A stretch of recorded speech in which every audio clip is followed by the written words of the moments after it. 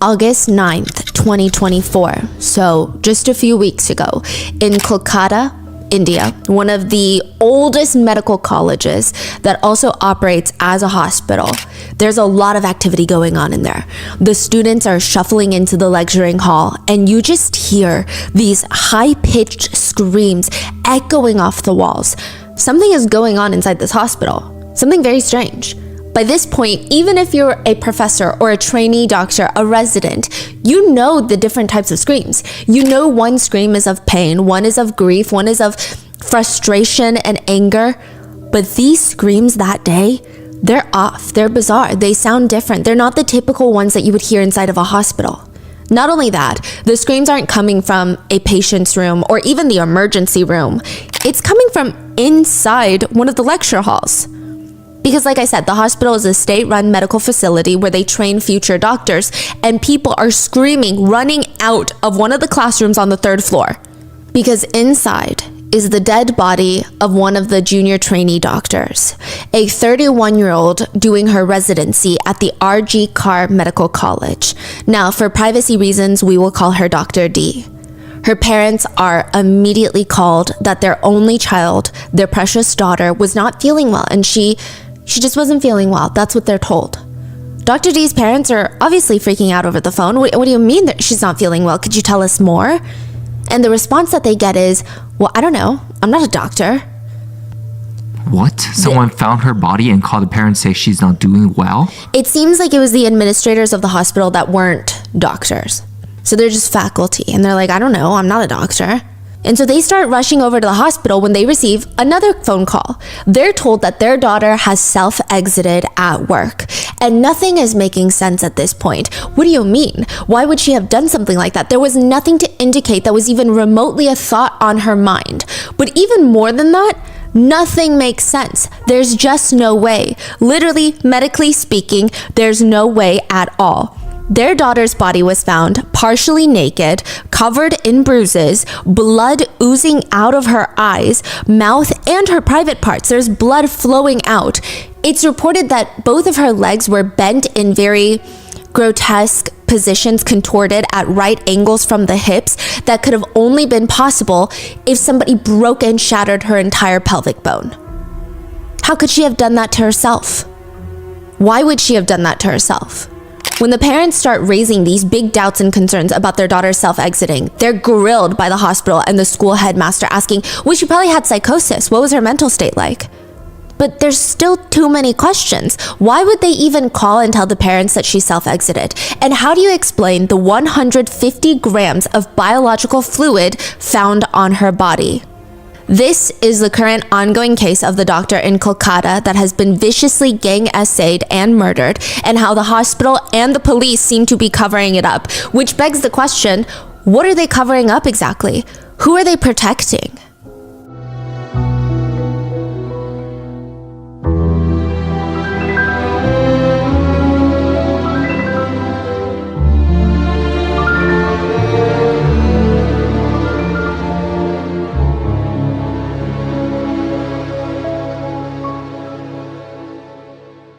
We would like to thank today's sponsors who have made it possible for Rotten Mango to support Shadika, a nonprofit working towards gender justice in India by supporting education for women and girls.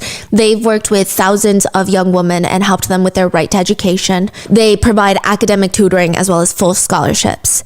This episode's partnerships have also made it possible to support Rotten Mango's growing team, and we would also like to thank you guys for your continued support as we work on our mission to be worthy advocates. As always, full show notes are available at rottenmangopodcast.com. Now, a few disclaimers before we get into today's case. There are heavy mentions of SA as well as workplace violence, as well as mentions of self-exit. If that is something that might be too much for you, please take it easy, take a break, and I will see you in the next one. Additionally, today's case is currently ongoing. Arrests have been made, but there seems to be questions of who else is involved. The even more complicated part and the aspect is, it's hard to know which information coming out is true and not. For example, in many cases, I can tell you, hey, there was a rumor circulating on the internet, and the police said, no, that's not what happened, because, likely that's not what happened since the police have debunked it. It's a conspiracy theory. But what happens when the police themselves are not trustworthy? Can you believe them when they say something is not true? Or are they saying it's not true, even when it is true, just to cover their own asses? Every police official, every politician, every hospital higher up seems to have their own motives at play. So can you even really trust anything they say? Which leads to people gathering information on social media, which for this particular case, I personally feel more inclined to believe what's been circulating on social media rather than the police. But I do agree it can be easy to spread misinformation, which just makes everything more complicated. So the problem is there's a strong confusion on what is right, what is wrong, what is accurate, and what is just a crazy conspiracy. And who and what information can you even trust at this point? As of right now, legally, all accused have not been tried and found guilty. These are all just allegations at this point. With that being said, this is a developing case, and this is the information that we have at the time of filming. Things are subject to change. If there are any major clarifications, new developments, and updates, I will leave a pinned comment below. So with that being said, let's get into it. August 8th, 2024. Dr. D is a 31-year-old second-year postgraduate. She's a trainee doctor, a resident, if you will, and she's working at the RG Car Hospital. She's about to work a 36-hour shift. What? Yeah, she's on call for 36 hours, so technically she gets to take breaks and sleep. But 36 hours on call is a lot. It's not going to be an easy 36 hours. I don't think any on-call shift is ever easy. But at this particular hospital, there's a running joke. They say this is the hierarchy at RG Car. Professor, associate, assistant, senior resident, matron, nurse, stray dogs, cockroaches and termites that live in the ward, junior resident third year, junior resident second year, and then finally junior resident first year. She's junior resident second year. By the hierarchy standards, she's the second to last tier, which means she's got to take care of the patients. She's got to run errands for the rest of the higher up faculty, do their laundry, grab their tea, whatever they need, do personal chores for the professors, get the discharge cards all printed, fill in the gas in the AC, water the coolers, give expensive gifts to the faculty if you know that they're going to fail you otherwise. Maintain your good grades, save lives, no big deal, easy peasy. Now, all of the residents, most of them do get hostels. Kind of like dorms, if you will, and they're in these rather not so nice buildings is how it's described by residents that live there. They're kind of creepy. They're a little bit further away from the hospital, and it's too far to go back to your hostel on your on-call shift to take a quick nap. Some professors, they don't even like their residents using the hospital bathrooms. They gotta run to the nearby shopping plaza to use their restroom, come back, and make sure that you don't miss anything important while you're gone. So nobody's going to their hostels to nap. To give you further context on how rough it is, if your family member passes away, someone as close as your parent, condolences, thoughts, and prayers, you get 24 hours before they put you on another 36-hour shift. Wow. The female residents who have beaten the harshest conditions of misogyny and all these gender norms to get to where they are, they will be asked for sexual favors by professors. When they turn them down, now they have to work 4 times as hard to make sure to give the professor no real reason to fail them. They gotta work 5 times harder on essays to make sure the professor cannot give them a failing grade just because they were rejected. Then they're told, don't get married, don't get pregnant, it's not gonna be good for your future. In 2023, a study was done in India which reported that a quarter of doctors were depressed. Now, Dr. D was thankfully not in that percentage. I mean, don't get me wrong, she is not treated well in this hospital. No junior doctor is, but she's got a strong sense of identity. It appears that she knows who she is, she knows what she's working towards, and which she knows right and wrong. That's the vibe that I get from everything that we've researched so far. We don't know too much about her because her identity is protected, but the way that everybody describes her, she seems like she's got a really good head on her shoulders. That particular night, she's got dinner with her junior doctors at around 2 in the morning. One of them was playing the Paris Olympics on their phone just for them to all zone out and recoup while watching. And around 3 a.m., she decides she's going to find a quiet spot to rest, considering she's been on call for most of the 36 hours. It's almost the end of her shift. To give you some context, in most hospitals in the US and perhaps in most countries, hospitals have separate on-call rooms. that only doctors and nurses have access to. You need a key card access to get in. It's inside the hospital. And because you're on call, it doesn't mean that you're working 36 hours straight, but it means that if somebody needs you, you're on call. You get paged, you run to that patient. If somebody has an emergency, you get paged, you run to that patient, you're ready to go. So you gotta stay either close by or on the premises, but you still need to get some sleep. So they have these almost dorm-looking rooms in the hospital. The nicer hospitals have single dorm rooms. I've heard other hospitals have resting rooms with bunk beds where you can just quietly get some rest until you get paged. This hospital does not have any of that. But you can't just stay awake for 36 hours to work, nor should you. I don't want my doctor to be sleep deprived when they're treating me. So it's up to the doctor to find some random quiet place where they can just rest their eyes so that they're treating patients on their A game. That's what Dr. D needs, just a quick little power nap.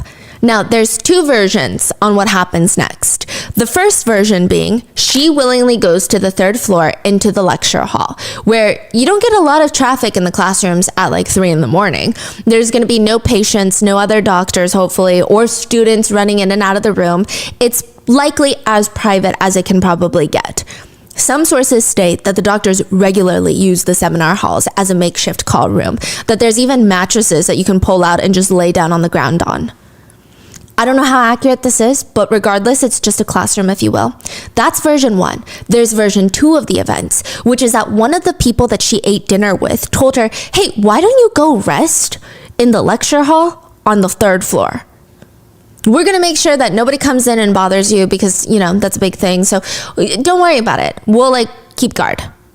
Either way, she ends up sleeping up there. And while she's deep in sleep, someone or a whole group of people crack open the door, slip inside, and by the time they come out, she is covered in blood with injuries all over her body. Dr. D is laying there dead in the middle of her shift as a resident. She had been essayed and killed. But why? The next morning, students find Dr. D's body. They find the crime scene. The whole room, there's blood on the floor. There's blood seeping out of her body. Her eyes were bleeding. This is not a question of, wait, did she pass away in her sleep? What, did she suffer from a heart attack? Did she have a medical condition we didn't know about? No, it's very clear. Just one glance at her, it's clear that she is a victim of a very, very violent crime. The injuries inflicted on the doctor were extensive. It's stated by those who saw her condition, other medical professionals, that not a single inch of her body was spared. She had blood coming out of her eyes, mouth, her private parts. She had extensive wounds to her head all the way down to her neck. She had bite marks. Someone had been biting her all over her face. Deep scratch marks on her skin as well as her face.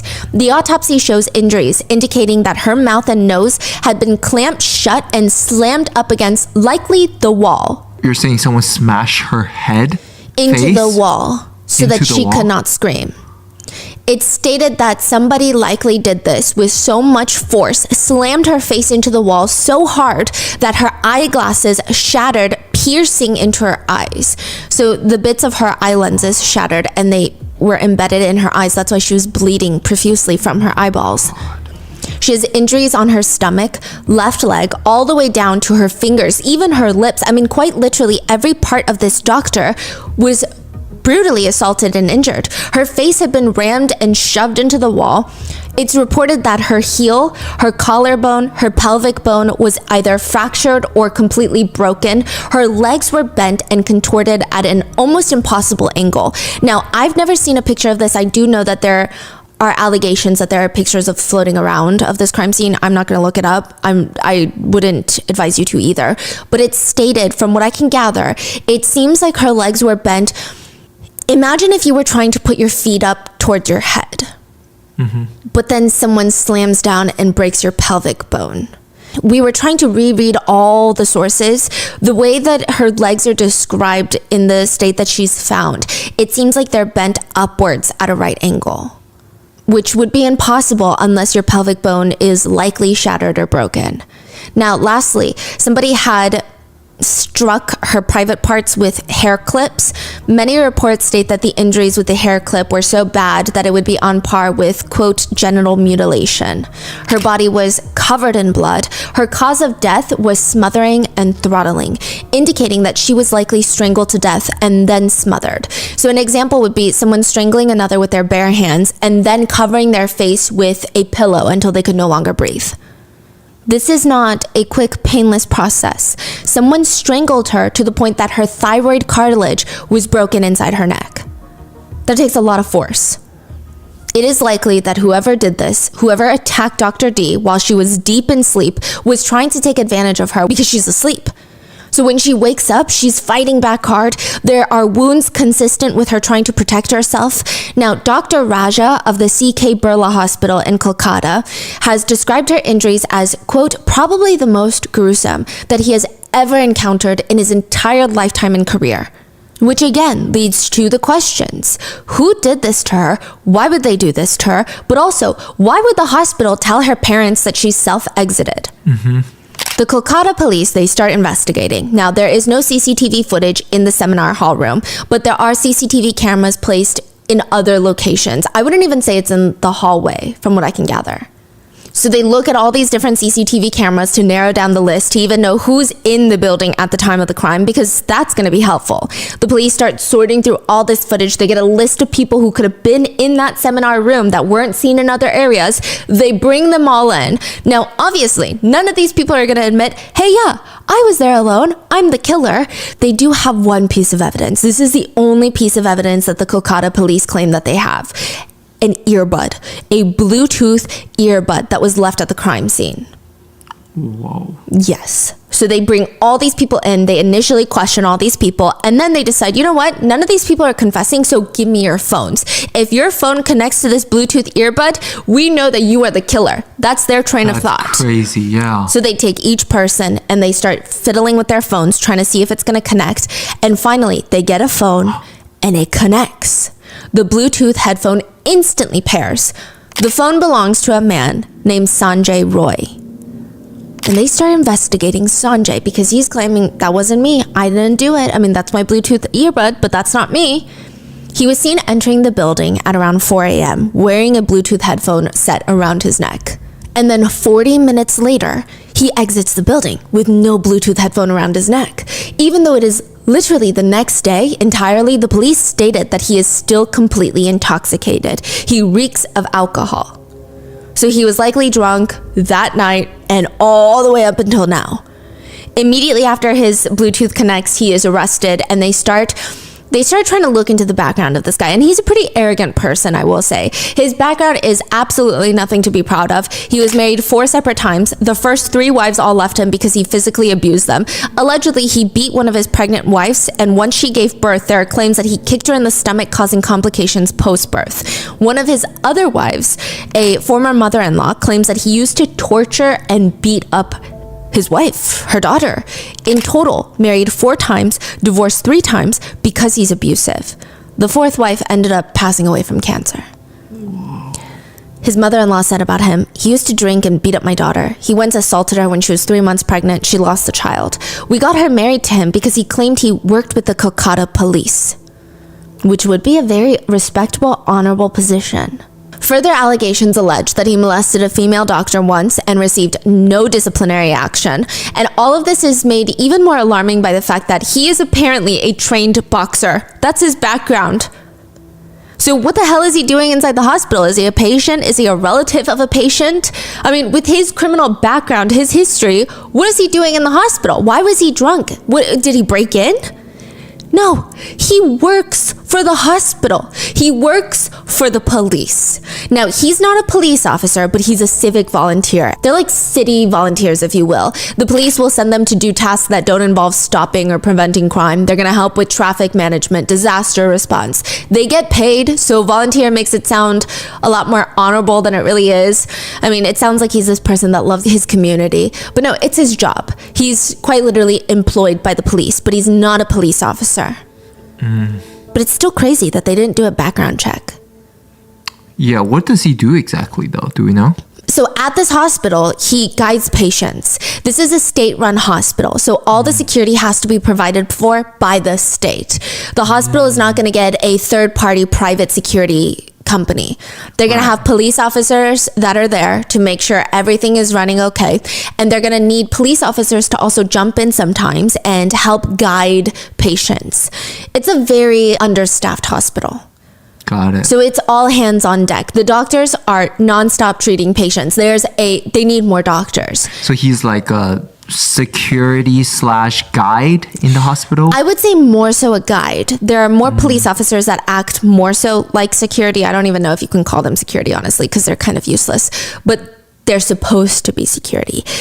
What he does is you walk in and you're like, hey, my stomach hurts. He's going to guide you to where your stomach can get treated. Some doctors specialize in internal medicine. Some doctors are like gastro doctors, right? So he's going to tell you where to go. Exactly. Yeah. And then sometimes if a doctor is like, this patient needs to be x-rayed, he's going to escort that patient to, I don't know, the 5th floor where the x-ray rooms are.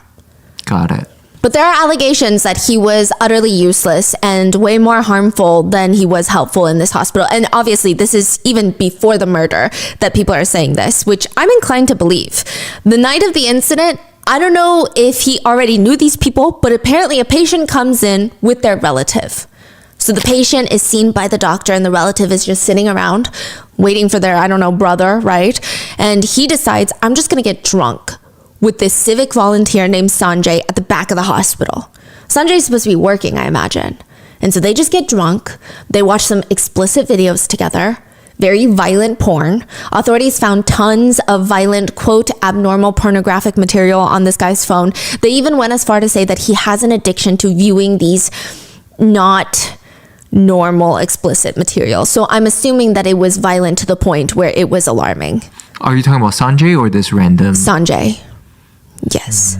Now, after a little while drinking and watching these violent, explicit videos in the back of the hospital, the police believe that Sanjay makes his way back in and starts heading for the seminar hall on the 3rd floor, where Dr. D is resting after a 36-hour shift. Now, this footage, at least to my knowledge, has not been made public, but I do think it would be fascinating to know, was he beelining it up there? Was he running into the hospital as if he's on a mission, or is he stumbling about just trying to find something horrible to do? I don't think it matters in terms of like criminal intent. That's not what I'm trying to argue here, but more so how premeditated the crimes are. That's what I want to know. You'll see why this is important later. He goes back to the hostel afterwards. After 40 minutes, he goes back to his dorms that's assigned by the police. So he's basically going back to the police barracks, is how people describe it. He went there after a murder, went back to bed. I mean, he's not scared. He's not running away, fearing for his life. He's not skipping town. He just goes back to his police-issued room and goes to sleep. Other than trying to wipe some blood at the crime scene, he made no further attempts to hide his crime. He didn't even wash the clothes that he wore when he allegedly murdered Dr. D, which I don't think anything is a slam dunk case, but this seems kind of like a slam dunk case. Unless he can offer up some crazy explanation for all the different suspicious pieces of evidence, we can assume that he is at least one of the killers, correct? Well, this is where it gets weird. It has been reported that Sanjay Roy could not have done this alone. The way that the police arrest and present this information, they don't explicitly state that Sanjay did this alone, but it's almost implied. They don't keep saying we're looking for everybody else. We know there's other people involved. We know there's at least 3 more parties involved. We're trying to see who was colluding with him. They're not saying that. They just kind of arrest him and they're like, here you go, we made an arrest.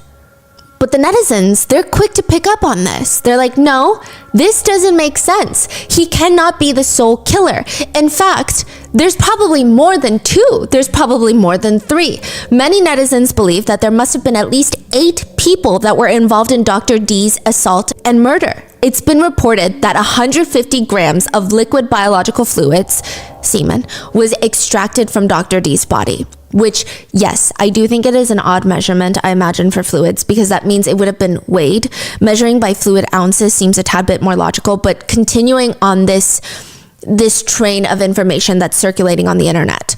One doctor, Dr. Goswami, stated, that quantity cannot be of one person. It suggests that involvement of multiple people. Another states, the post-mortem report revealed several injuries consistent with gang R-wording. Some netizens argued that one singular person can only produce about 15 grams of fluids, and that's being quite generous. I tried to look into it. The conversions are confusing, and obviously it's quite theoretical. I don't think that there's a firm study or number. It's quite subjective. But it would seem 2 to 5 grams of fluid would be produced per each ejaculation. Now, netizens have done some similar number crunching, and they state that one person can produce approximately 5 to 6 grams in that time frame, even if they expel the fluids 2 to 3 times, because it's not going to be the same amount each time. Typically, the amount decreases as the frequency goes up. Meaning, if it were true that 150 grams of biological fluids were found in her system, in her uterus, then there could be as many as 8 people that essayed and killed her. One other thing netizens have pointed out is it's been reported that Sanjay was in the building for only about 40 minutes during the time of the crime. He was very drunk. Could he alone really have done this all in 40 minutes? Many experts have stated it would require superhuman strength for a single person to perform injuries of that extent in under 30 minutes, under intoxication. Hence, there is a high likelihood of multiple suspects. Because remember, she is fighting back. Which, okay, yes. Then let's just all look for all the other parties involved. That would be the next step, correct? But many netizens have started to feel their red flag radars go off about this. Meaning, wait a minute, everything is weird. This is kind of how it starts. Everything is unfolded in this way where the police are like, we investigated, we arrested Sanjay. They don't mention that they're specifically looking for everybody else that's involved. And netizens start picking up all these weird things. First of all, why did the hospital try to sell this as a self-exit to even begin with? Because this is a hospital we're talking about. Even if it weren't a hospital, there's no way anyone would look at the crime scene and think, you know what, this is a self-exit. Or you know what, it's up in the air. And the way that the police are treating and talking about Sanjay, it's almost like they have it in the bag. They got the bad guy, that's it, they're done, case is getting closer to justice. How have they not stated that there are likely way more suspects? It seems likely that other people are involved, and if that is the case, wouldn't it be obvious for the hospital and police to just say that? If you look at her injuries, if you look at the time frame, the case, wouldn't that be obvious? But they make no mention of it. And the one thing that netizens can only think about, especially if given the track record of the police in West Bengal, they think that there is corruption. It's already been deeply rooted in the police structure. So there's lots of netizens that don't trust the police with very good reason. And so they think they must be covering up for someone. A netizen from India comments, that seminar hall is very well frequented. Everyone I spoke to who has worked there believes it's impossible to commit a crime at that scale without immense amount of political backing. It's just not feasible. They're saying it doesn't make sense. You can't commit that type of crime. People are going to hear you. People are going to find out. People are going to say something. Unless saying something is more terrifying than not saying something. Wow. And typically in places like West Bengal, they're saying that, yeah, that exists. Sometimes it's more dangerous to say something. Right. In addition to that, a lot of netizens question, how was her body not found the entire night? Nobody heard any screams. Sure, the killer, likely the killers, smothered her, pressed her face against the wall so that she couldn't scream. But it's so clear, judging by her autopsy, judging by her injuries, that she fought back hard. Nobody heard a struggle. Nobody heard anything suspicious. On top of that, it's reported that Dr. D's parents were not allowed to see their own daughter's body for hours that day. And it's not like they were performing an autopsy during that time. It just felt like they were stalling. Now, there's 2 ways that people have theorized what's going on. One group, I would say a smaller group, think that Sanjay is a scapegoat. He's completely innocent, not innocent as a person, but innocent in this crime. They think that he is a very shady, bad character that's easy to trick and manipulate.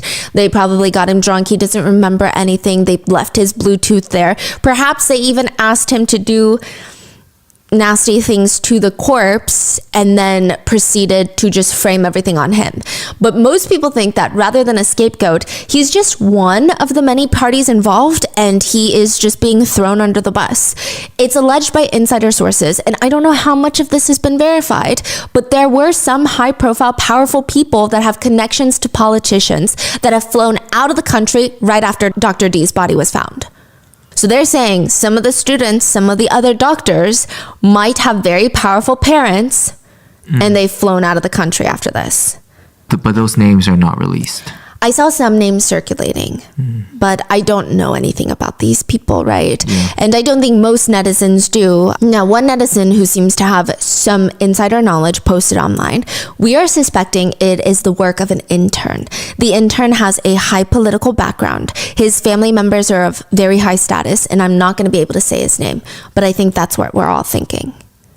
Wow. The authorities report there was no reason for Sanjay to be in the hospital at such an odd hour. So again, everyone on the internet, all the netizens are thinking, who else is involved? Who else is involved? Meanwhile, the police are like, Sanjay is very weird, you guys. We've arrested him, but we're telling you he's very weird.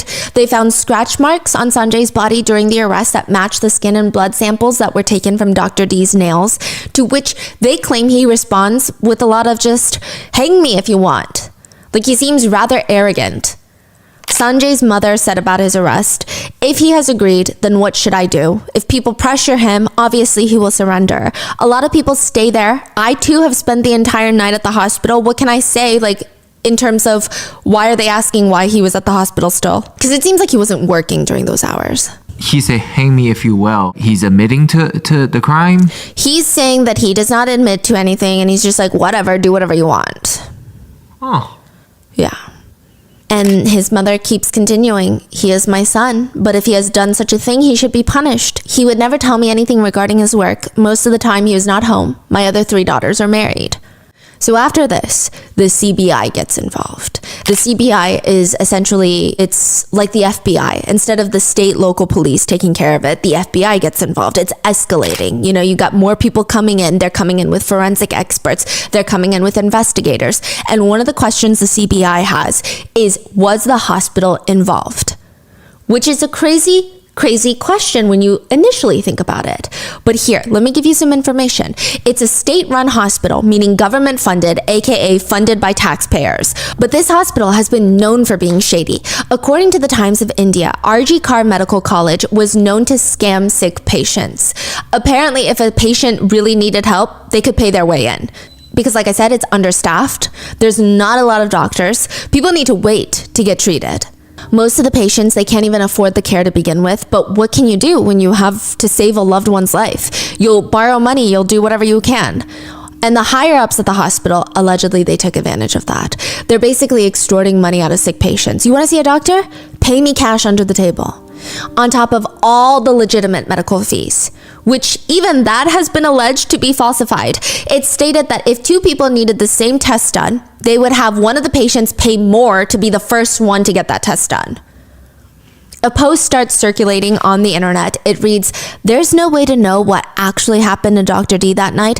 I've tried to piece together a draft from bits and pieces of leaks and clues. I don't know how much of this is true, so you can consider it speculative fiction if you like. By now, everyone surely knows that a downright unethical broker syndicate is at work. So there's allegations that this hospital is involved in either drug trafficking, sex trafficking, organ trafficking, corpse trafficking, lots of different types. Some think it's a sex trafficking in the hospital, but I believe it's a drug mafia. And by drug mafia, I don't just mean narcotics. I'm talking swapping of hospital medicines for profit. The main mastermind running this dark empire is likely the principal of that college. This is all in a viral post. Under his protection and supervision, all the crimes are carried out, with some rising leaders from the huge political party in India, the TMCP unit, acting as henchmen. So basically saying the principal of this hospital is running this whole trafficking ring, and the politicians are backing him. They're also profiting. Anyone who found out or protested was silenced by threats of failing the college, being banned from staying in the hostel, which is effectively getting kicked out because how else can you afford to study, or being prevented from taking exams, which again results in losing their futures as doctors. This went on until Dr. D finally protested against what they were doing, and this was allegedly about a month ago. It said that Dr. D started facing extreme harassment. No administrators or departments tried to help her, and at some point Dr. D realized that it would be tough for her to ever become a doctor, ever finish her residency if this kept continuing. She asked her family for help. What could her helpless elderly parents even do? Then on her boyfriend's advice, Dr. D started collecting evidence on what the school was doing so that if anything went wrong, she could fight them legally. It said the turning point came when the department found out about this and immediately informed the henchmen from the political party. They decided that they were going to settle things quickly before it got out of hand. Allegedly, everything went as planned. There was a patient in one of the rooms directly across from the seminar hall. They were moved. Patient was moved to a different room. Everything was planned, and the face of this fall guy, Sanjay, was instructed to be seen on CCTV. Then strict instructions were given to the team of henchmen to ensure that no patient, no nurse, or anyone else would come near that area during the night until at least 8 in the morning the next day. While eating dinner, one of the other residents suggested Dr. D sleep in the seminar room, and then once she fell asleep, in come these 4 henchmen, and their primary goal was to silence her so that if one person spoke up, the others wouldn't follow. And the cat wouldn't be let out of the bag. But if a calm, non-confrontational, studious, educated woman is suddenly murdered, the motive would be open to question. Why would she be killed? What did she know? Is the hospital weird? Did she know something she wasn't? So they sought and took up the age-old weapon, R-word, to make people think that R-word was the motive and murder followed. There is no way that petite Dr. D would have been able to fight against those 4 men, and the autopsy report itself shows how brutally she was tortured. Then came the twist that makes one shudder to think about. They call in Sanjay to expel his fluids on Dr. D's corpse, so that if an investigation did happen, the DNA from the semen would lead them to Sanjay. He was likely tricked and told that this is no crime, because you didn't kill her, you didn't essay her while she was alive, and necrophilia is technically, you're not going to get punished under Indian law. So this is from a netizen. Yes, so this netizen had gone around and collected all the bits and clues of other netizens who have come forward to say, hey, I go to this school and I'm scared to come out and speak because look at what happens. But these are what I've heard from my other doctors, from our fellow colleagues. And how do people feel about this theory? I would say that a lot of people believe it. Now, it explains. Yes. So I think there's a lot of levels to that even. I think the fact that everyone believes it, there must be a reason they believe it. I mean, I'm sure if it was just the most out of left field, crazy conspiracy theory, there would be a lot of people going, guys, this is crazy. You guys have your tinfoil hats on. There's just no way. Yeah. But it's the fact that I would say majority of the comments genuinely believe this. And then second of all, even if it's not true, even if this becomes thoroughly debunked later, I think it's a problem that people believe it, because that means the system has already been so corrupt that people not even bat an eye, but they don't question the validity of it, because likely things like this have happened before. Yeah. So the fingers right now are pointing to the top guy in the hospital, right? The principal of the hospital. We're going to get into him because he's a very weird character. And then they left Sanjay's earphones on the ground as if the criminal had knowingly left the most obvious trace behind. Now, there are reports that Dr. D's car had been vandalized after the murder, and the post further alleges that was done to retrieve and destroy those pieces of evidence that she had been gathering on the hospital. Everything else went according to the script. This is how they planned it. So like I said, there are a lot of netizens who believe that the hospital was up to something shady, perhaps drug trafficking, organ trafficking even. But why? I mean, again, is this just conspiracy talk where we just all sit in a circle and we think about everything? Well, I don't know, because let me tell you about the history of RG Carr Medical College. They've had a string of very bizarre, mysterious deaths. Like clockwork. In 2001, there was a very strange incident. A young man, a student, was found dead, suspended from the ceiling. He was found in the student dorms of the hospital, and the police, they quickly closed the student's case as a self-exit case. But everyone around this young man kept pressuring the police to reopen the case and actually investigate, because so many weird things had been happening before he died.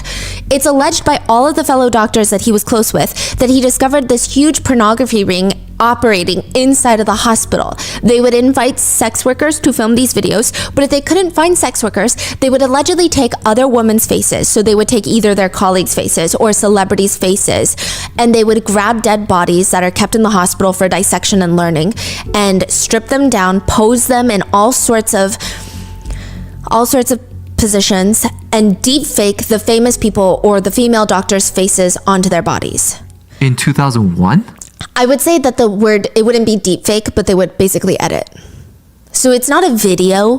Deepfake would imply it's more so a video where their mouths are moving and it appears like they are talking, but basically editing to the point where you don't know that this celebrity's face had been edited onto the corpse. And I'm sure it's not a great job. It seems like a underground ring where they're just like, hey, buy this for X amount of dollars. Wow. Now, he threatened to expose it, and one source would say after his death, we all knew about it, but none of us had the courage to challenge it. But when a close friend of his, another medical student, was victimized by the ring, they superimposed her face onto the body of another woman, all because one of the guys in the ring tried to ask her out and she said no.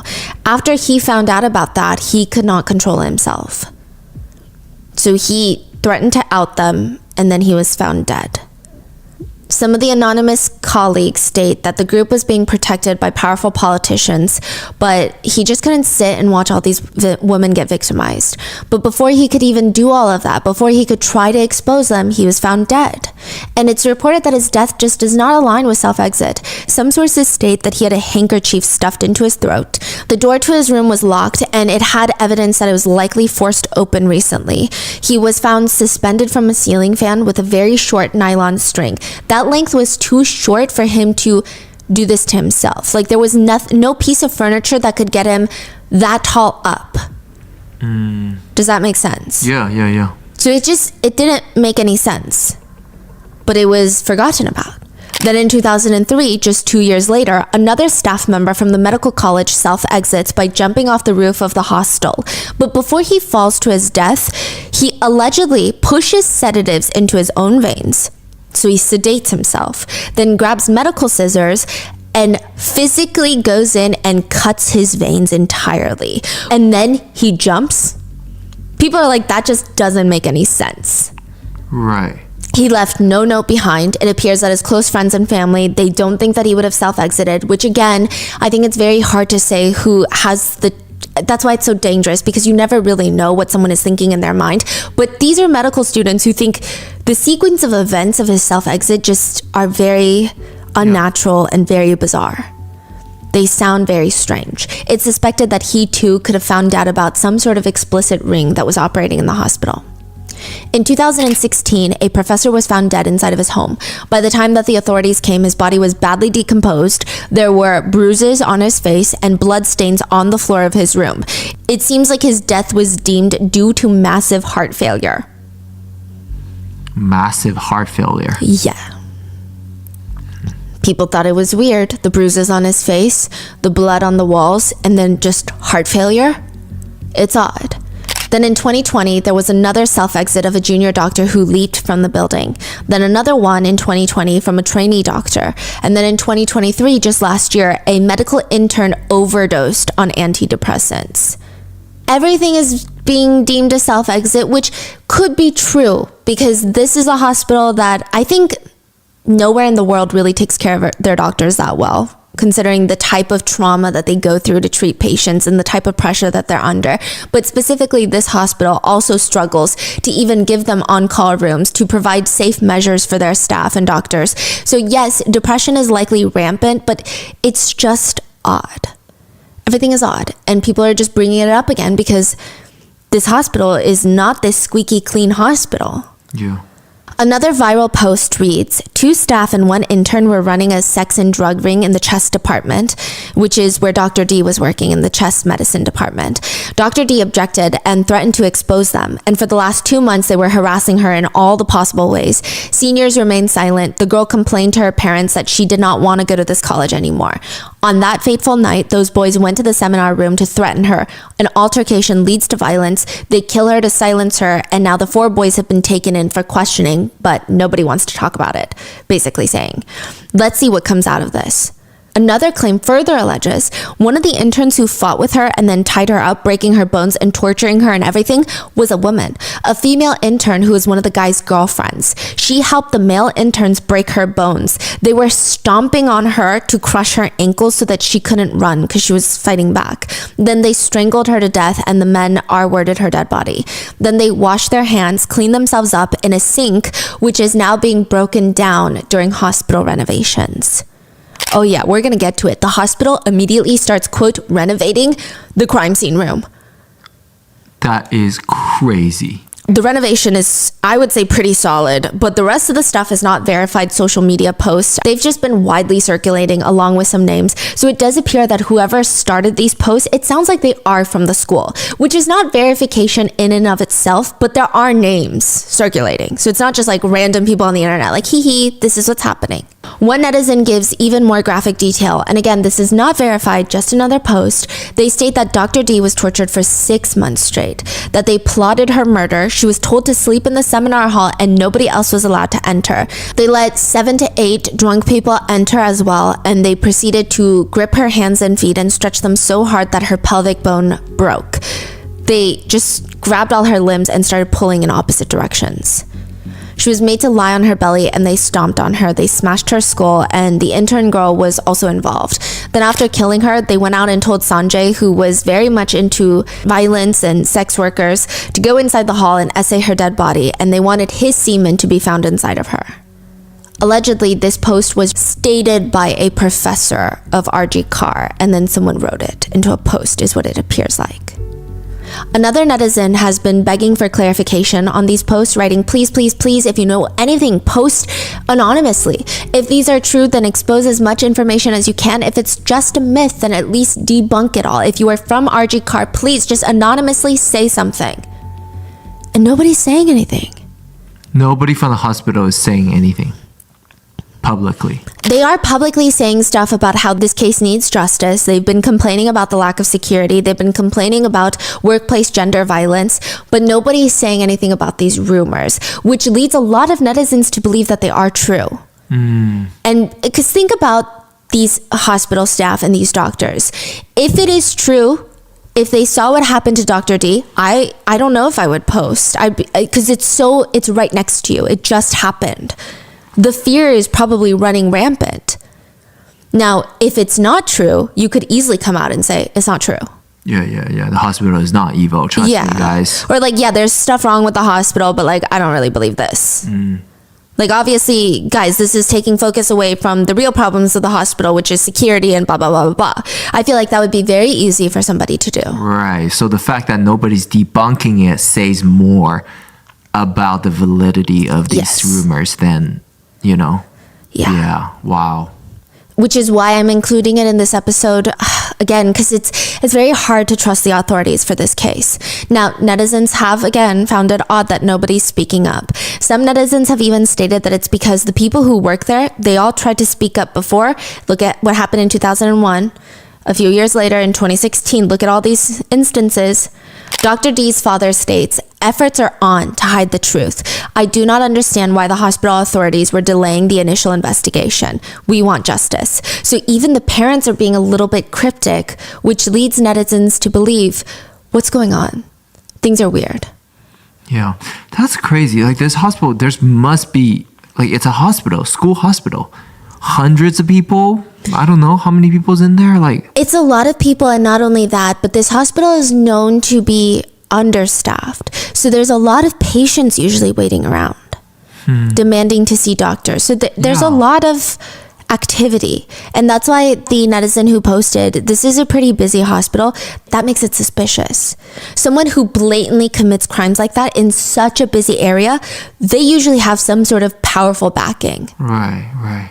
It's not the work of some street criminal, is how they're implying. Yeah.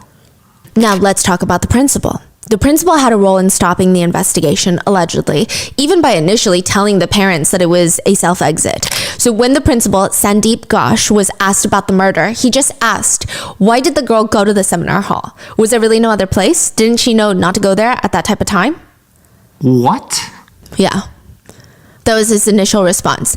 And then to make it even worse, in India, they prefer not to release the names and photos of the victims unless their family expressly wants to. But allegedly, the principal of the school decides he's going to make that call. From what I can tell from our research, it seems like he's the one that initially released her name, because her name is out there. We're not using it, but it's out there. Wow. It's stated that he was the one that revealed the student to the general public. On theme with ridiculous responses, another state-run hospital released an advisory, is what they called it, for women in their hospital and school to read and to follow the instructions, which is already frustrating because A woman died in the hospital. Women don't need advice. Women don't need input. Women need protection, and women need men to follow the rules. But the advisory urges women to avoid situations where they are alone. This isn't a workplace, by the way. Wow. You don't really get to make that decision. And that, first of all, shouldn't even be advice, generally speaking. But imagine you're at work and your manager is like, hey, go down to the stock room and grab some more supplies. And you're like, actually, no, I can't be alone. You would get fired. They further advise the woman to, quote, graciously interact with the public so that you do not attract unnecessary attention of ill-intentioned people. They state that the female employees and students should act, quote, composed and, quote, interact graciously. This is real, This right? is real. So just another reminder, Dr. D was graciously taking a brief nap after catering to and saving lives for 36 hours. If that's not graciously interacting with the public, saving their lives, then I don't know what is. Wait, this is after the murder? Yes. They put this out there? Yes. After the murder. Crazy. I mean, who authorized this statement? The rest of the advisory goes on to recommend that female doctors, students, and staff should avoid isolated, poorly lit, and unpopulated areas inside the hospital, inside their own workplace, as if that's a choice they even have. Again, patient is dying. You think a doctor is going to be like, sorry, it's poorly lit and not many people over there. I'm just going to stay here with my buddy because it's a buddy system. The doctors are further told in this advisory to refrain from leaving their hostel, their rooms, during the night unless it's absolutely necessary. Again, first of all, not even advice you should be giving, it's backwards. But second of all, these doctors are on call. They're taking night shifts. What do you mean? What do you mean? You're saying, hey, don't do anything I tell you to do, but if you don't do it, I'll probably fire you. It's like saying, come to work, but try not to get raped and killed. Yeah. No, that's exactly what they said. Yeah. Yeah. The advisory is all sorts of victim blaming. It's your standard, what were you wearing? Why did you drink alcohol? Why were you out so late at night? Which is already heinous, but on top of that, it's irrelevant because it doesn't even apply to this case whatsoever. Like, first of all, that should never happen. Second of all, what are you even talking about right now? Dr. D just finished a 36-hour overnight shift at the hospital where she works as a doctor, saving lives. She did not leave the hospital. She went to the seminar hall to take a brief rest because there were no dedicated spaces for doctors to recruit from, saving lives. She was not acting ungraciously either. And if they're implying she was in a poorly lit, isolated area, then again, all of this sounds like a them problem. Mm-hmm. It sounds like the killer's problem and the facility's problem. Mm-hmm. The advisory was ripped apart the minute it was released. Why are we still implying that women are responsible for preventing acts of violence towards themselves? One netizen wrote, their advisory should be for the men and not the women. Another netizen writes, how can any female doctor, student, or staff member ever feel safe in their workplace ever again when they read that this statement is from their bosses? And there's a saying, don't throw stones from glass houses. A lot of allegations start circulating about the principal, that he would fail students for no reason at all if he just didn't like you. He would invite students over to his guest house and supply them with alcohol, which is just creepy, and he needs to be fired for that. And there's really no studying being done at the school. That's the allegation. That all these students, they worked their whole life to get to this school, and it's alleged that the professors will give you a passing grade if you do everything that they want you to do, which usually consists of running their errands, doing their, quote, bitch work, if you will. Things that have nothing to do with actual learning. And guess what? The students have to do it because their parents likely put everything on the line. Like, this is their only hope for their family. Like, they have to become a doctor. The allegations only get worse. There was allegedly an investigation into corpses that the students were practicing on. Because, most medical facilities, they get medical corpses, cadavers, to practice autopsies on. Well, some of the parents of the bodies stated that they never gave permission to the hospital to take their loved one's body for these dissections. And it became this whole investigation into the chain of command and into the chain of possession, and nothing really came of it. Principal Sandeep Ghosh was the key figure that keeps haunting this medical college because an allegation will form. He will be suspended from being the principal, then he'll be reinstated almost immediately. And guess who's reinstating him? The people in charge, the politicians, because this is a state-run hospital. So there are likely some strong connections he has to politicians because how does he keep getting reinstated? Yeah. But the most insidious rumor being that Mr. Sandeep was running some sort of illegal ring out of the hospital that Dr. D found out about. It seems that most people agree that it was likely drug related. So swapping out the hospital medicines, crazy pain relievers, swapping them out with stuff that is not a real pain reliever and then selling those. It's alleged that he has close ties with politicians in that area. And in the end, he resigned after 3 days after the murder. He stated that he cannot take the humiliation and criticism on social media. He believes all the comments are falsely accusing him of things that never happened. He said, I'm being defamed on social media. They've been talking rubbish things about me. That's the reason, I'm resigning. And the girl who died, she was like a daughter to me. He states, as a parent, I decided to resign. He more or less pouted. And if that's how they feel about his lifetime of work and dedication, then fine, I'll just quit. That's genuinely the energy he was giving. And he immediately resigned, and within 4 hours got a brand new job as the principal in another medical college, state-run facility in the same city. Within 4 hours, he takes his position. He did not resign. He just transferred out of the problem. And it actually is a better college from what I can tell. That is online. Crazy. A lot of netizens in the area are saying it's actually more of a promotion than anything. Yeah. And he's like, I'm out. Like, I'm not taking care of this. No. Don't come after me. Yeah. Yeah. But again, political ties. Because if this is how much fire he's under right now and he's still being transferred to a new hospital, that means whoever politician he's involved with, they're probably very powerful. Yeah.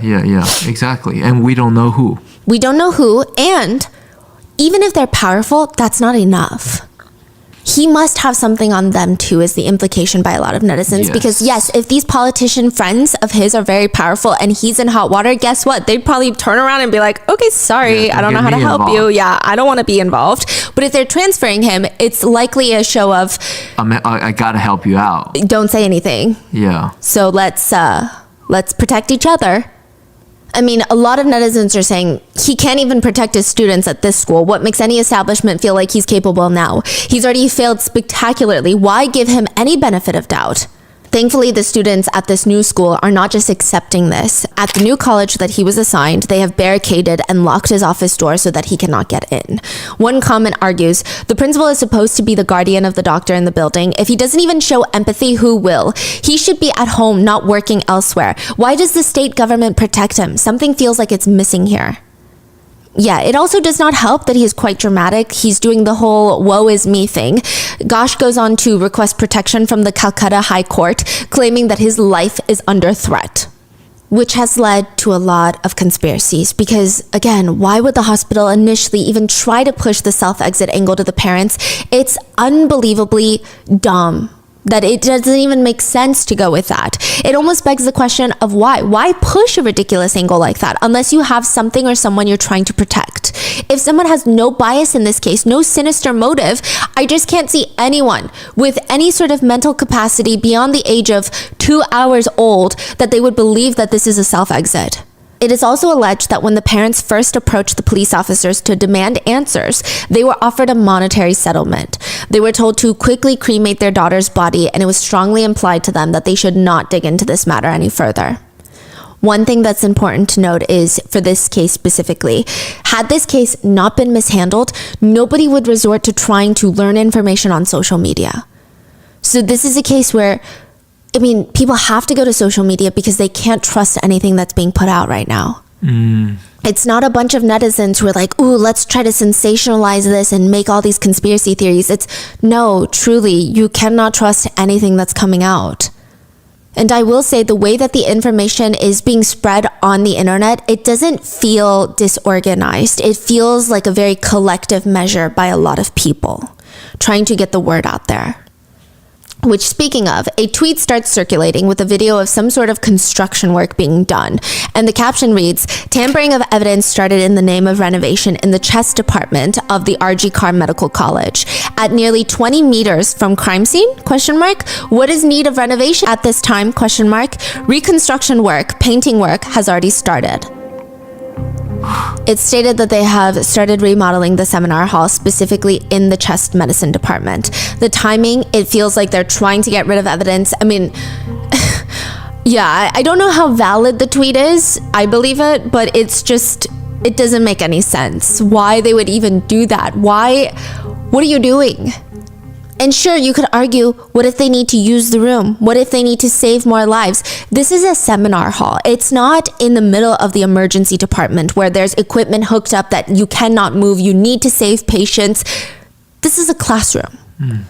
That they're not even going to need to use, in fact, because many of the students and the doctors, not just from this hospital, but all around India and even across the globe, there was a protest in Times Square in New York City. They're trying to strike. They're trying to protest what's going on. Female doctors are saying that all the younger girls are coming up to them asking, is this even the right path? You said there's a protest at Times Square? There was. So it seems like a global organizational effort because, I mean, this is such... Wow. Now, young girls have been coming up to female doctors asking, is it even worth it? Like, do you know how hard it is to be a doctor, period? Do you know how hard it is to be a doctor, a female doctor in India? It's so hard. Why go through all of that? Why give up everything so you can get essayed and murdered in your workplace? What's the point of doing that? It doesn't make any sense.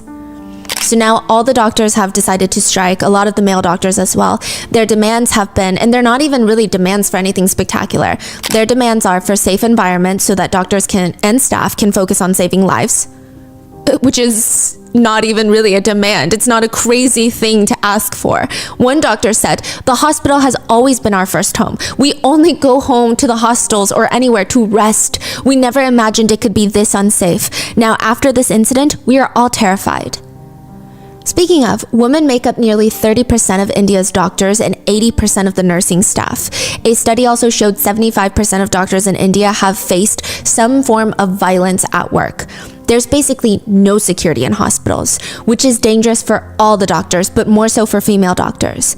Another female doctor in Kolkata said, it's really bad. There are no resting rooms, no separate toilets either for female doctors. She said, I use the patients' bathrooms or the nurses' toilets if they allow me when I work late. I sometimes sleep in an empty patient bed in the ward or in the cramped waiting room. But she can never really rest. She's always got one eye half open, one ear half listening, because a few years ago, she said she was resting in between a 24-hour shift when some random men barged into her room and started touching her body to wake her up. They're like shaking her as if she's their wife or something, shaking her leg, shaking her arm, get up, see my relative, come on, my relative's sick. It's not that they're urgently waking her up. That's not the problem she's having, just to clarify. It's not like, hey, please, you like my family friend is dying, you gotta help, hurry. It's the fact that they just walk in and feel like they can touch her wherever to wake her up.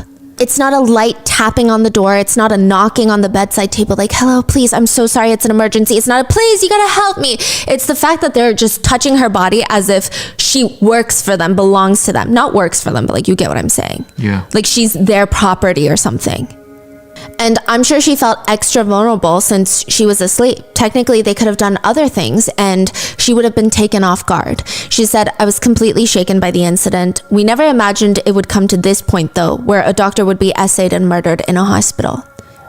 Another female doctor reports that she was alone in the ICU when 3 men came in, aggressively forcing their way into her face, demanding a controlled substance. A drug. She refused, but they kept throwing around very powerful politicians' names and they were so aggressive, she analyzed the situation and knew that her patient's safety was the most important, so she gave in. She gave them the drugs and just wanted them out of there. Another female medical student at RG Carr said that her dad would come to work with her because she didn't feel safe. He wouldn't just drop her off. He wouldn't just pick her up. He would come to work with her and sit in the waiting rooms. And then when she needed a break, she would sit down next to her dad and fall asleep on his shoulder, and he would keep guard. No freaking way. Even the school housing was dangerous. She said, from dusk, a group of boys would gather around the house, make very lewd sexual comments as we went in and out for emergencies. They would ask us to check their blood pressure because they just wanted us to touch them and for them to touch us. And they would peek through our broken bathroom windows. There are some police officers stationed at the public hospitals, but they're quite useless, it appears.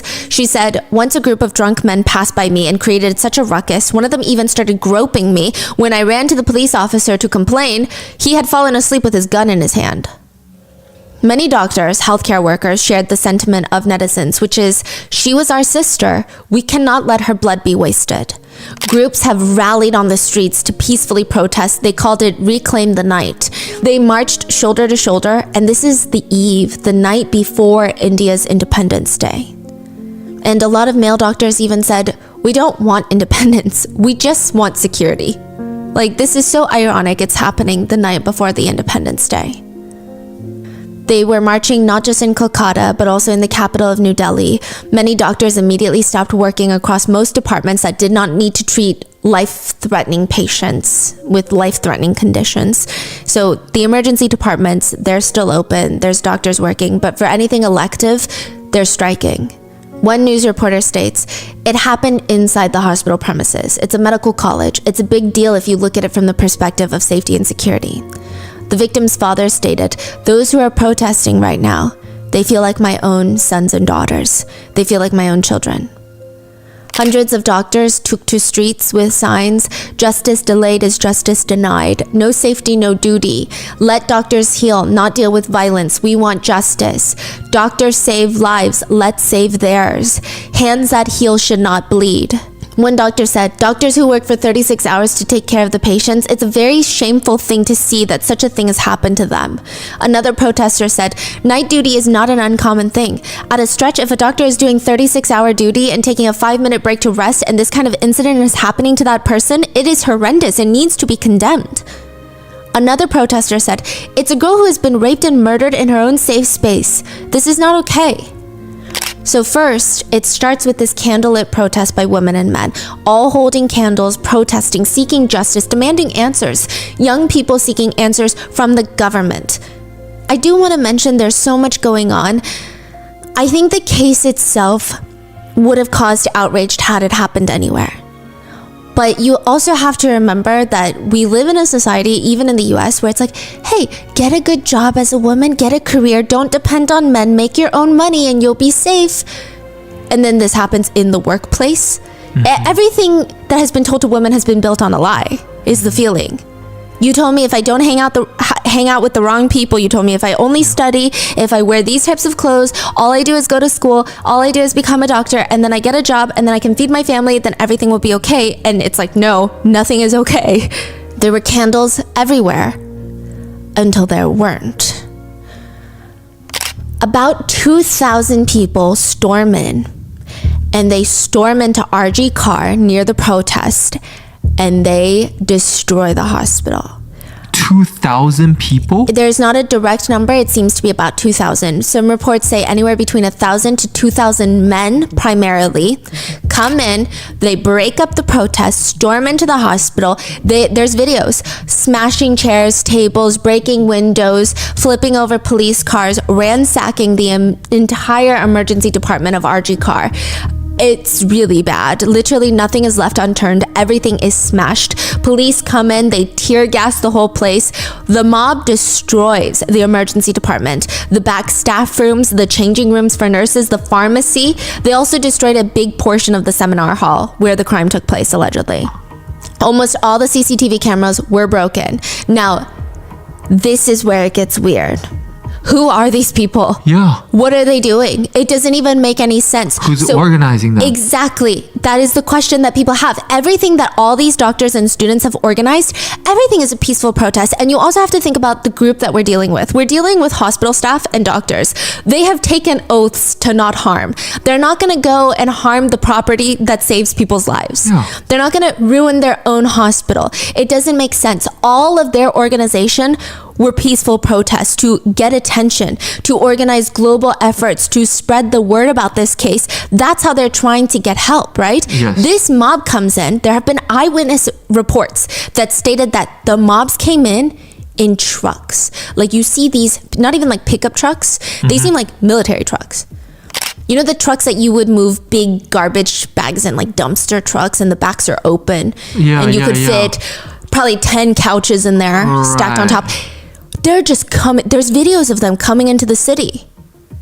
What? So somebody is organizing this. Okay, so they came in, went straight to the hospital, started destroying everything. The police came, tear gas. Yes. Now, the police, there's multiple reports that are odd about the police, okay? So one eyewitness report stated it seemed like the police made way for them. Whether they were scared or whether they were told to, we don't know. What do you mean? They made way. They practically let them in to the hospital. That's what an eyewitness said. We don't know if that means they made way because they're like, you know what? That's a lot of people. I'm not getting involved. Don't look at me. This is just my job. This is above my pay grade. We don't know if it's that or if the police were told to just let these people in. Okay, so thousands of people. Yes. It should be so easy to arrest a bunch of them. Yeah, there have only been 20 arrests, 20-something arrests so far. Nurses that were working the hospital that night said police were hiding in the bathroom. Yeah, they asked us for space to hide in our nursing quarters. What? Yeah. And when one nurse was trying to get a police officer to stop because there's patients, there's hospital staff here, the police were like, your safety is your priority. He's like, you worry about yourself, I'm gonna worry about me. Doctors and nurses have been injured by the mob. So now there's multiple theories circulating online, right? Which is that this mob either came in to destroy evidence inside the hospital because it would be very suspicious. All eyes are on this hospital right now. If the hospital starts destroying evidence, doing things, overturning stuff, getting rid of papers, getting rid of the medicine that's been swapped, allegedly, then it would be very suspicious. However, if you have 1,000 people coming in, even if you find medicine that's been, quote, swapped, then you could be like, yeah, well, the chain of command has been broken. We don't know who's touched that. Anyone could have touched that. Anyone could have come in and done that. It could have been one of the 1,000 to 2,000 people that came in. So it seems like many netizens believe it was in an effort to destroy evidence. And the second part is now the politicians are pointing fingers at each other. Yeah. So you've got the party in power. Now, I'm not much of a politics person. I find it very hard to grasp, especially when it's not in the region that I live in, right? Because it's always a little bit harder. There's so much nuance. And then you also have to know which news outlets are biased in India to which political party. Like in the US, the news outlets, they all like one political party, right? So I can't tell you too much confidently, but it seems like the party in power of West Bengal right now is alleging that the opposing party sent in the mob to make their government look even worse. And then the opposing party is alleging that the party in power set in the mob to destroy evidence or to break up the protest and give a bad name to the protesters so that they can, they always want to give a bad name to protesters. That happens in the US as well. Everything is so complicated. Yeah.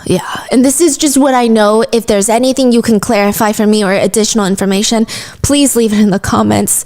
It was really rough because we kept thinking, okay, which ones are biased? Nothing can be really confirmed because a lot of the developments are on social media.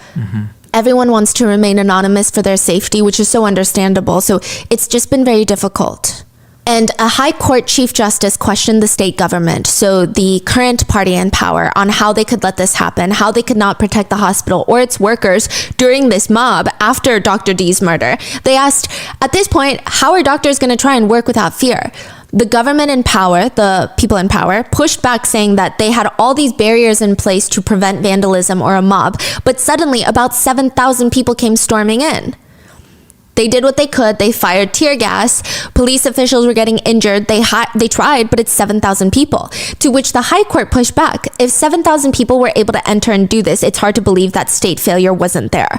The argument being that maybe it's more acceptable if 15 people slip through the cracks. But if you're talking 7,000 people, the organization that would be required to even get to the location, you're telling me no police officers saw them coming in? Yeah. They're saying it's just a lack of security entirely, which I will say it doesn't seem to be 7,000 people. Most sources that I could find said anywhere between 1,000 to 2,000, which is still an insane amount of organization.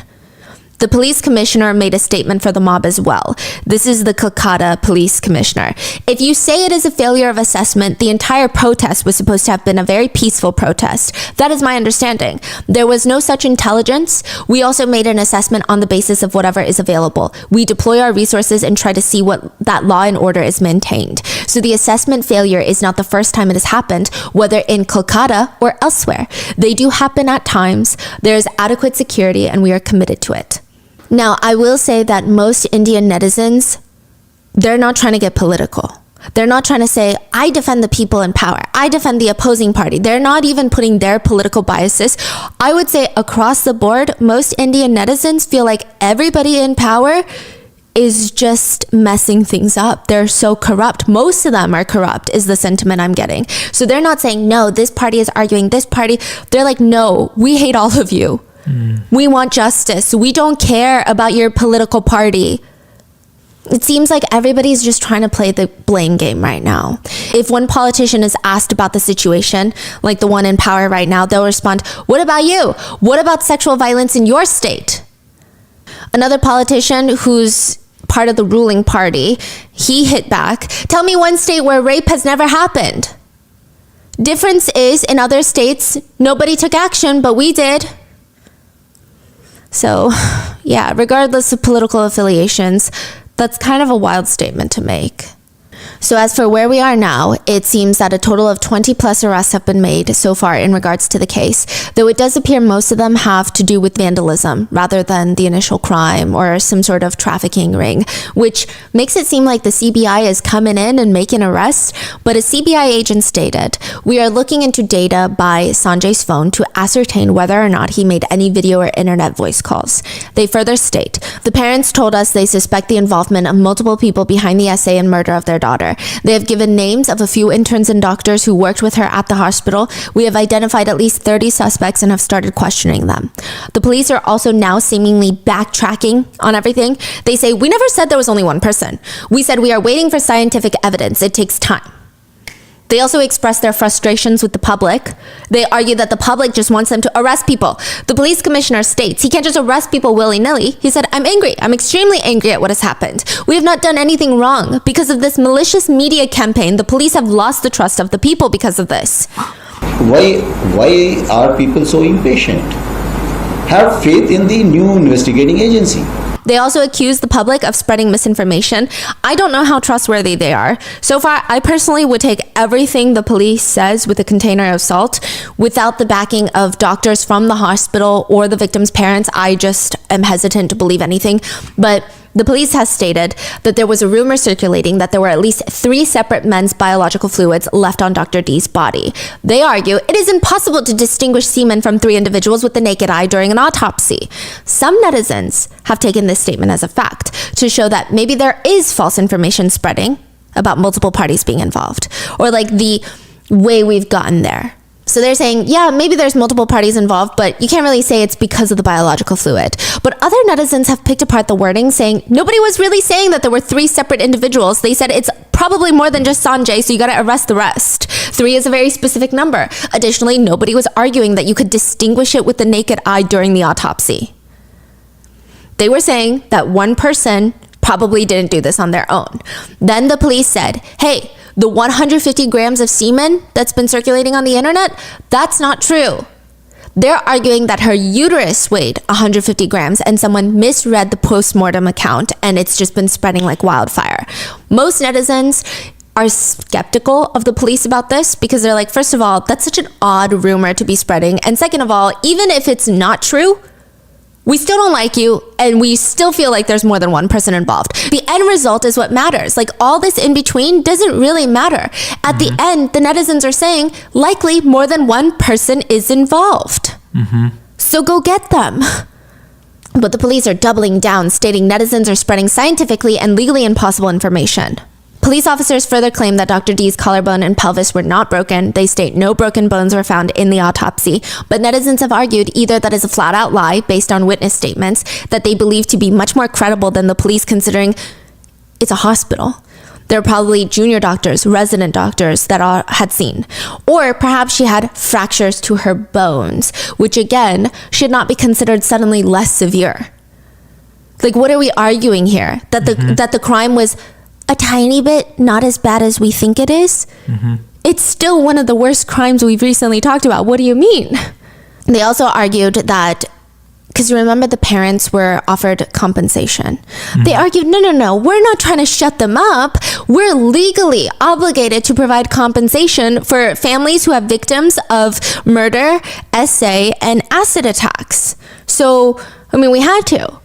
But netizens, they either believe and they argue that's not the point. And if that is the case, why didn't you make that clear to the family of the victim? Clearly, they felt like you were pressuring them for some reason. Maybe you didn't explicitly say it, but you could have just told them, hey, do whatever you want with Dr. D's body. Cremate her, don't cremate her. Do whatever you feel you need to do for justice. But we are required to give you this legally because you are a family member with a victim of a violent crime. This is the law. This doesn't stand in your way of justice. But the way the family felt, it felt like if we take this money, we're not going to get justice. Probably is true, yeah. I think so too. They also blamed the media for the actions of the mob that vandalized the hospital, stating that the mob was a result of wrong and malicious media campaigns. They're saying like the mob was formed because the media was talking about all of this in such a way. Yeah. The Kolkata police commissioner has stated, my deputy commissioner who is protecting the boys is unconscious, and what has happened here is because of the wrong malicious media campaign, which has been going too far as the Kolkata police are concerned. What have we not done? We have never said that there was just one person. I cannot arrest any persons on the basis of rumors. We have been transparent. The case has now been transferred to CBI, but the media campaign has put Kolkata police in poor light. I'm telling you from the core of my heart, we have not tried to protect anybody, which is an accurate statement, honestly. They're not trying to protect their civilians. They're not trying to protect doctors or nurses or anybody or Dr. D. But he continues, in this case, they have done everything, and I'm saying everything under my command. My men have worked day and night to collect evidence. They have collected the best evidence. The main accused has been arrested. How ironic that he's crying about his reputation. Like, he is so bothered by his reputation right now. It's like the principal. Yeah. Yeah. So now we still have the questions that the CBI are apparently investigating, which is, was the doctor essayed by one or many? Was the accused alone? Was Sanjay alone in this crime? Was evidence destroyed after the crime? Why was the murder first reported as a self-exit? Was the hospital involved? And why were the cops only informed the morning after the doctor was murdered? This case, I think it's angering because it was completely preventable. That's the frustrating part. First of all essay and murder is preventable. They are not accidents. Someone is deciding that this is okay, and someone has decided that is worth the consequences. And in many cases, especially for essay alone, the consequences barely exist for perpetrators. Side note, regardless of whether or not people believe Sanjay to be the scapegoat or just one of the many assaulters and killers, his former mother-in-law states he was a violent person.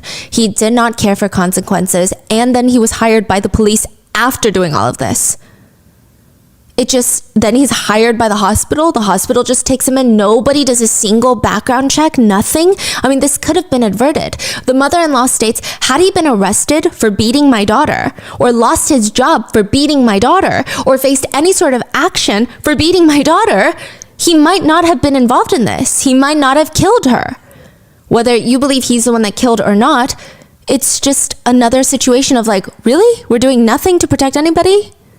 Many people have been comparing this case to the bus rape incident where a young student was gang essayed and murdered on a bus.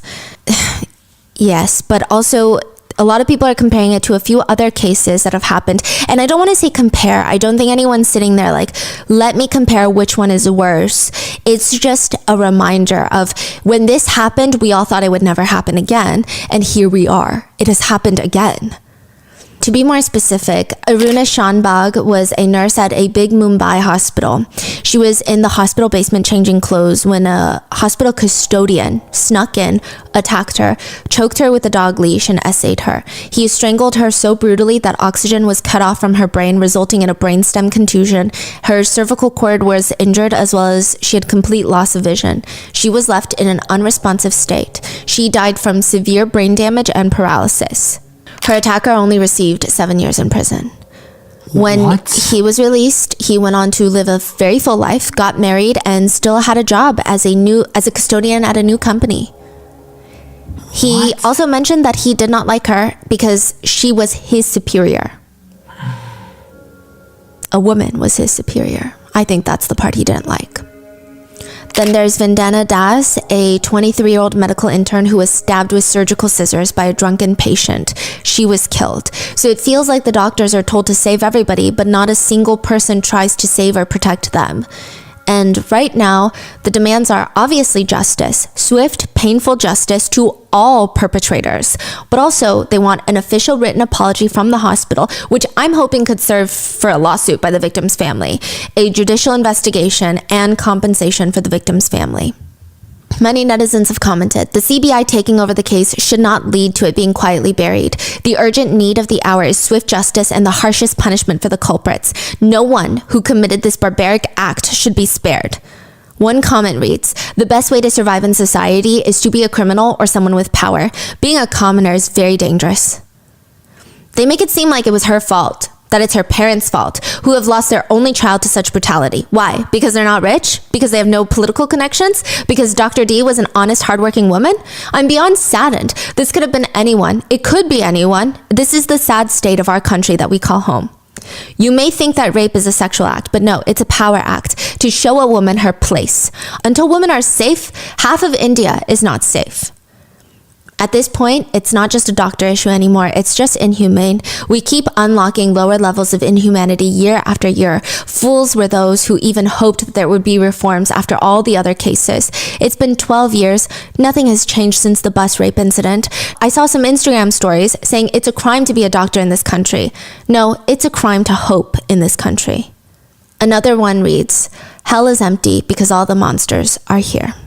The victim's family have stated that everything that they and their daughter have worked so hard for, all their lives, them working hard to give their daughter a chance to succeed in this country, in this world, their daughter who all she did was give up her whole life to become a doctor, all that was washed away in a night, just gone.